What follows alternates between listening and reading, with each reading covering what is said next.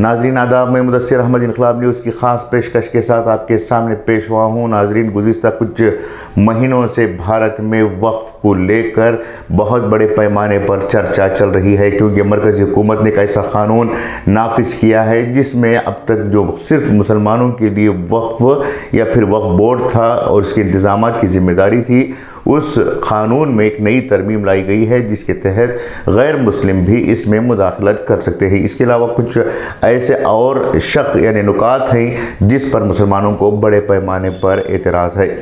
वक्फ़ एक ऐसा मुद्दा है जिसका ताल्लुक़ मुसलमानों की शरीयत से है, मुसलमानों की ईमान के साथ है, और मुसलमान हरगिज़ भी इस बात को कबूल न करने के लिए तैयार नहीं हैं कि उनके शरई मामलात में, उनके शरई इमलाक में किसी और की मुदाखलत हो, क्योंकि अहादीस के मुताबिक, कुरान के अहकामात के मुताबिक वक्फ़ जो है मुसलमानों के लिए वक्फ़शुदा डोनेटेड कुछ ऐसी प्रॉपर्टीज़ या फिर सोर्सेस हैं जिसका इस्तेमाल खालिस मुसलमानों के लिए होना चाहिए। ये बात और है कि भारत में आज़ादी के बाद से मुसलमानों को लिए जो वक्फ़ इमलाक है, वक्फ़ प्रॉपर्टीज़ हैं या फिर सोर्सेस हैं, उसका इस्तेमाल मुसलमानों को पूरी तरह से करने के लिए कुछ मुसलमानों के ज़िम्मेदार समाजी कारकुनान या फिर पॉलिटिशियन ने नहीं छोड़ा।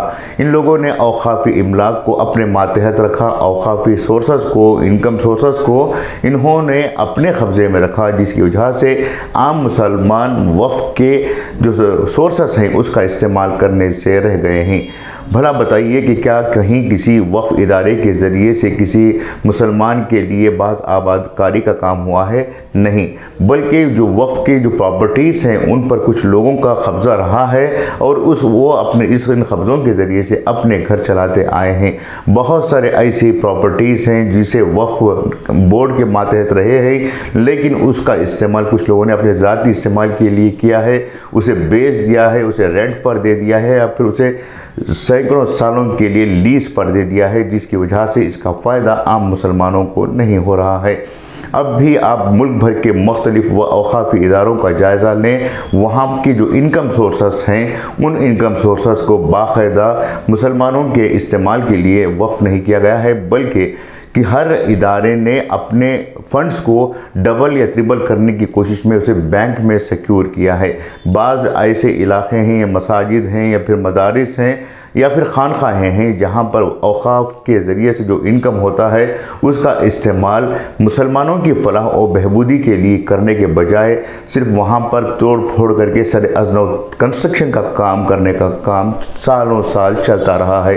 कभी हाउस तोड़ दिया तो कभी वज़ू खाना तोड़ दिया, कभी बैतुल खुला तोड़ दिया तो कभी मस्जिद का मीनार नए सिरे से बनाने की कोशिश में लगकर जो वक्फ़ की जो इनकम है उस इनकम को उसी पर इन्वेस्ट करते रहे हैं। दरअसल किसी भी इदारे या सेंटर में अगर लोग पैसा कमाना चाहते हैं तो वहाँ पर साल भर कंस्ट्रक्शन का काम करते हैं, क्योंकि डायरेक्टली वो लोग पैसे उठा नहीं सकते, इसलिए इनडायरेक्टली कंस्ट्रक्शन के काम को बुनियाद बनाकर उसकी आमदनी का इस्तेमाल करने लगते हैं।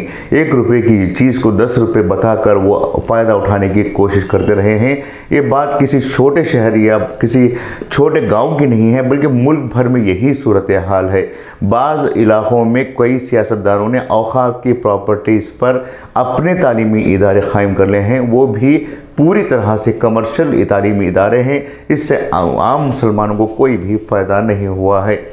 पूरे मुल्क में इस कदर जो बताया जा रहा है कि 20 लाख एकड़ ज़मीन वक्फ़ के मातहत है और सालाना 2000 करोड़ रुपए से ज़्यादा की आमदनी औक़ाफ़ी इदारों की है, तो ऐसे में भला बताइए कि क्या किसी औक़ाफ़ी इदारे ने कि साल में किसी गरीब को एक फूड पैक दिया है या फिर उसके इलाज के लिए किसी तरह का खर्च किया है? नहीं, बहुत कम ऐसी मिसालें मिलती हैं जो आम मुसलमानों के लिए वक्फ़ का इस्तेमाल किया गया है। तो भला बताइए कि ऐसी सूरत में आम लोग वक्फ़ के लेकर क्यों परेशान रहेंगे? आम लोग, बहुत सारे ऐसे लोग हैं जो ये कह रहे हैं कि जो कुछ हो रहा है सही हो रहा है, क्योंकि वक्फ़ के ज़रिए से हमें कोई फ़ायदा आज तक नहीं मिला है सिवाय क़ब्रस्तानों के या फिर मस्जिदों के। मस्जिदों में नमाज़ पढ़ने के लिए तो जगह मिल रही है, क़ब्रस्तान में मरने के बाद तो जगह मिल रही है। इसके अलावा जो आमदनी के सोर्सेस हैं उन आमदनी के सोर्सेस को से हमें कोई भी किसी भी तरह का फ़ायदा नहीं मिल रहा है। हालांकि वक्फ़ क़ानून के मुताबिक जो इनकम होती है उस इनकम को एजुकेशन और हेल्थ के लिए खर्च करना होता है, लेकिन बहुत बड़े पैमाने पर वो औक़ाफ़ी इदारे इस बात से गुरेज करते हैं कि वो किसी भी तरह की मदद आम लोगों को ना दें। यही वजह है कि आज दूसरी कौमें वक्फ़ पर हावी हो रही हैं। हुकूमत ये देख रही है कि बाज़ लोग इस पर अपनी प्रॉपर्टी के तौर पर इस्तेमाल कर रहे हैं, तो इन तमाम चीज़ों को इनके चंगल से, यानी यूँ कहा जा सकता है कि छोटे चोर के चुंगल से औक़ाफ़ की प्रॉपर्टी को लेकर बड़े डाकू उस पर मुसल्लत होना चाह रहे हैं। यही कुछ हो रहा है। अगर मुसलमानों ने आज़ादी के बाद से अब तक औक़ाफ़ी इदारों का, औक़ाफ़ की आमदनी का सही इस्तेमाल किया होता तो आज ये दिन देखने को नहीं मिलता और जो हुकूमतें हैं वो वक्फ़ पर मुसल्लत ना होती। ये थी आज की अहम पेशकश। उम्मीद कि आपको पसंद आएगी। मैं मेज़बान मुदस्सिर अहमद आपसे इजाज़त चाहूँगा। शुक्रिया।